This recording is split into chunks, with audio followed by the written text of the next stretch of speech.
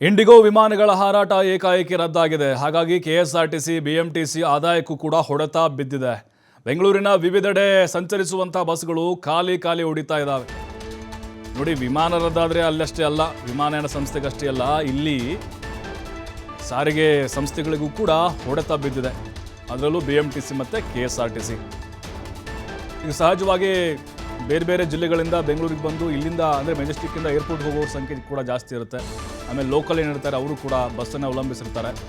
ಕಳೆದ 3 ದಿನಗಳಿಂದ ಪ್ರಯಾಣಿಕರ ಸಂಖ್ಯೆ ಗಣನೀಯವಾಗಿ ಇಳಿಕೆಯಾಗಿರುವುದು ಕಂಡು ಬರ್ತಾ ಇದೆ.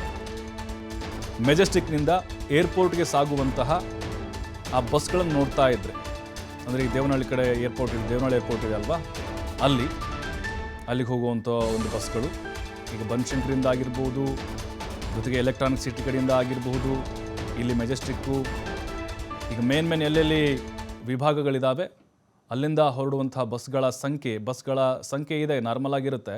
ಆದರೆ ಪ್ರಯಾಣಿಕರ ಸಂಖ್ಯೆಯಲ್ಲಿ ಒಂದು ರೀತಿ ಇಳಿಕೆ ಆಗಿದ್ದು ಕಂಡು ಬಂತು. ದಿನನಿತ್ಯ ಏನಿಲ್ಲ ಅಂತ ಹೇಳಿದರೂ ಸುಮಾರು 200ರಿಂದ 300 ಬಸ್ಗಳು ಓಡಾಡ್ತವೆ. ಸಾವಿರಾರು ಸಂಖ್ಯೆಯಲ್ಲಿ ಪ್ರಯಾಣಿಕರು ಬಸ್ಗಳನ್ನು ಅವಲಂಬಿಸಿದ್ರು.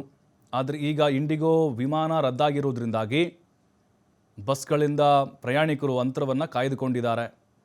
ಯಾಕಂತ ಹೇಳಿದ್ರೆ ಆಲ್ಮೋಸ್ಟ್ ಈಗ ವಿಚಾರ ಗೊತ್ತಾಗ್ತಾ ಇದೆ. ಆಮೇಲೆ ಕೆಲವೊಬ್ಬರಿಗೆ ಮೆಸೇಜ್ ಹೋಗ್ತಾ ಇದೆ ಅಂತೆ ಕ್ಯಾನ್ಸಲ್ ಆಗಿದ್ದು. ಹಾಗಾಗಿ ಪ್ರಯಾಣವನ್ನು ಬೆಳೆಸ್ತಾ ಇಲ್ಲ. ಇನ್ನು ಬಿಎಂಟಿಸಿ ಮತ್ತು ಕೆಎಸ್ಆರ್ಟಿಸಿಗೆ ಹೊಡೆತ ಬಿದ್ದಿದೆ.